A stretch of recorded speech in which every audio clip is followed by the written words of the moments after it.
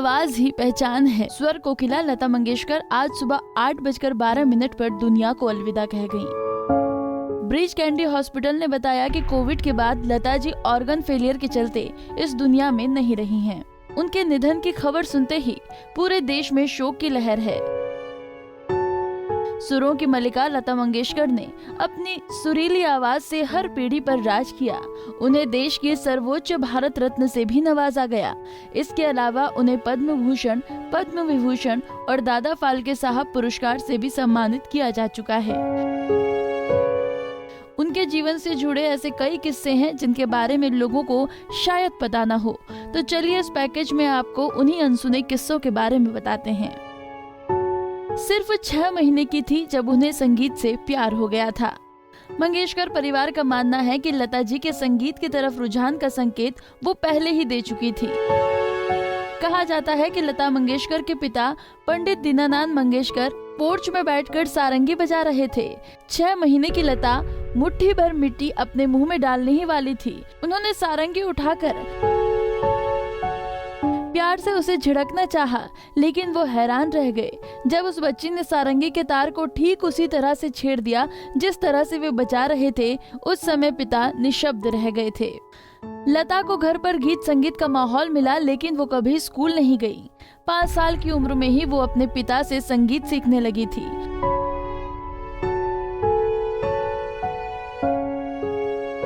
जब वो स्कूल गई तो उनके पहले ही दिन उनकी टीचर से अनबन हो गई। दरअसल लता अपने साथ छोटी बहन आशा को साथ ले गई थी और टीचर ने आशा को क्लास में बैठने की अनुमति नहीं दी, जिससे लता को गुस्सा आ गया और वो फिर कभी स्कूल नहीं गई। बहुत कम लोग जानते थे कि वो 5 साल की उम्र में गाना शुरू कर चुकी थी, लेकिन जब प्लेबैक सिंगर के तौर पर उन्होंने एंट्री की तो उन्हें रिजेक्ट कर दिया गया था, क्योंकि उनकी आवाज को काफी पतला समझा गया था। हालांकि साल 1942 में 13 साल की लता का पहला गाना रिकॉर्ड किया गया। लता जी ने हजारों गाने गाए, लेकिन उनका पहला गाना कभी रिलीज नहीं हुआ। गाने को सदाशिवराज नेवरेकर ने मराठी फिल्म किट्टी हसल के लिए 1942 में कंपोज किया था। गाना टब तो हुआ लता की आवाज में, लेकिन फिल्म के फाइनल कट में उसे हटा दिया गया, इसलिए वो गाना कभी रिलीज नहीं हो सका। साल 1946 में आई फिल्म आपकी सेवा में उन्होंने हिंदी गानों का सफर शुरू किया, जिसका नाम था पा लागू कर जोरी।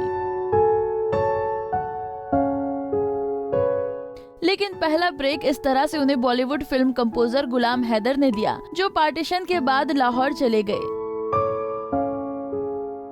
उन्होंने लता से फिल्म मजबूरन 1948 में गाना दिल मेरा तोड़ा गाने को अपनी आवाज देने की पेशकश की, जिसके बाद सुर साम्राज्ञी ने कभी पीछे मुड़कर नहीं देखा। लता जी ने उन्हें ही अपना गॉडफादर कहती रही। गुलाम हैदर ही उनके मेंटोर बन गए थे, लेकिन उससे पहले गुलाम साहिब ने फिल्म निर्माता शशिधर मुखर्जी से लता की आवाज लेने की सिफारिश की, लेकिन उन्होंने ये कहकर इनकार कर दिया कि लता की आवाज बहुत पतली है। इस पर हैदर भड़क गए और उन्होंने कहा कि एक दिन लता छा जाएगी और सब उसके पैरों पर गिरकर फिल्म में गाना गवाने के लिए मिन्नतें करेंगे, क्योंकि वो लता की प्रतिभा को जान चुके थे। लता के अनुसार गुलाम हैदर उनके सही मायने में गॉडफादर थे। दिल मेरा तोड़ा उनका पहला सुपरहिट गाना साबित हुआ। लता जी ने सिर्फ हिंदी ही नहीं बल्कि 36 भारतीय भाषाओं मराठी, तमिल, भोजपुरी, कन्नड़ा, बंगाली जैसी कई भाषाओं में अपनी आवाज देकर राज किया है। उनके जीवन में कुछ ऐसे किस्से भी जुड़े हैं जिससे वो काफी नाराज हुई थी। साल 2013 में कुछ अखबारों ने एक खबर छपी थी जिस पर लता काफी गुस्सा हो गई थी। खबरें थी कि लता जी ने केंद्र सरकार से अपनी बहन उषा मंगेशकर को पद्म अवार्ड देने की सिफारिश की है। इस पर लोगों ने उन्हें ट्रोल करना शुरू कर दिया था। इस पर नाराज हुई स्वर कोकिला ने पत्र लिखकर अपना पक्ष रखा और कहा कि पुरस्कार देने वाली जो कमेटी होती है वो हर साल मुझे पत्र लिखकर इन पुरस्कारों के लिए नाम मांगती है और मैं हर साल नाम भेजती हूँ। इस साल भी मैंने उषा मंगेशकर और सुरेश वाडेकर का नाम भेजा है और ये दोनों ही नाम योग्य हैं। साल 1949 में फिल्म महल के लिए उन्होंने आएगा आने वाला एक गाना गाया था जो मधुबाला पर फिल्माया गया था। गाना इतना सुपरहिट हुआ कि लोग चिट्ठी लिखकर पूछ रहे थे कि ये गाना गाया किसने है। दरअसल उस समय गाना गाने वाले का नाम नहीं बल्कि किरदार निभाने वाले के नाम से ही लिखा होता था। इस पर विवाद हुआ और उस समय लता जी को बाकी सिंगरों के साथ भी मिल गया। फिर क्या था, फिल्म निर्माताओं को झुकना पड़ा, फिर गाना गाने वाले सिंगर का नाम भी साथ में लिखा जाने लगा। फिर पेमेंट पर विवाद भी हुआ। गायकों का नाम तो मिलने लगा लेकिन दाम पूरा नहीं मिलता था। गायकों की फीस देर से दी जाती थी और कभी कभी तो पैसे डूब भी जाते थे। ऐसे में लता ने आवाज उठाई कि पेमेंट रिकॉर्डिंग के दौरान ही की जाए। लता का पलड़ा यहाँ भी भारी था, पेमेंट वक्त पर भी होने लगी। ये सब इतना आसान नहीं था। लता से आगे भी कुछ लोग नाराज हुए जिनमें उनके दोस्त भी शामिल थे। सिंगर को पेमेंट तो समय पर होने लगी थी लेकिन फिर रॉयल्टी का विवाद खड़ा हो गया। दरअसल म्यूजिक रिकॉर्ड की बिक्री से मिलने वाले रॉयल्टी को म्यूजिक कंपनियां, प्रोड्यूसर और म्यूजिक डायरेक्टर आपस में बांटते थे, जिस पर भी लता ने आवाज उठाई। हालांकि मोहम्मद रफी को ये बात गवारा नहीं थी। उन्होंने ऐलान कर दिया था कि उनके साथ गाना नहीं गाएंगे, लेकिन लता डटी रही और जीती भी। पैसे, शोहरत सब उनके कदमों में रहा लेकिन हमसफर का साथ उन्हें उम्र भर न मिला। खबरों की माने तो छोटी उम्र में ही उन पर परिवार व भाई बहनों को संभालने की जिम्मेदारियां थी। इन्हीं जिम्मेदारियों में उन्हें अपने लिए फुर्सत ही नहीं मिली। वहीं इसके पीछे की वजह उनकी अधूरी प्रेम कहानी भी कहा जाता है। कहा जाता है कि लता मंगेशकर को दिव्यांगत क्रिकेटर और भारतीय क्रिकेट कंट्रोल बोर्ड के पूर्व अध्यक्ष राज सिंह से प्यार हो गया था, जो डूंगरपुर के महाराजा भी थे। लेकिन राज सिंह के पिता महारावल लक्ष्मण सिंह को ये रिश्ता मंजूर नहीं था, क्योंकि लता जी राजघराने से ताल्लुक नहीं रखती थी। वो अपने बेटे की शादी एक आम लड़की से नहीं कराना चाहते थे। इस पर लता जी ने ताउम्र कुंवारे रहने का फैसला किया था। नौशाद ने लता मंगेशकर के रिकॉर्डिंग स्टूडियो को उनका मंदिर कहा। वहीं दिव्यांगत दिलीप कुमार ने लता जी के लिए कहा था कि उनकी सुरीली आवाज हमेशा हम सभी के दिलों में बसी हुई है। फिल्म मैगजीन में उन्हें सिंगिंग क्वीन के टाइटल से नवाजा जाने लगा।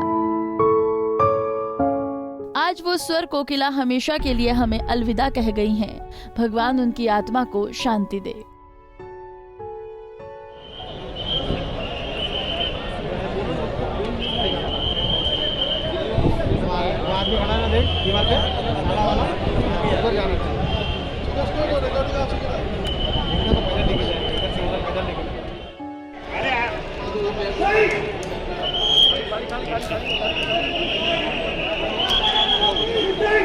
ये भाई मत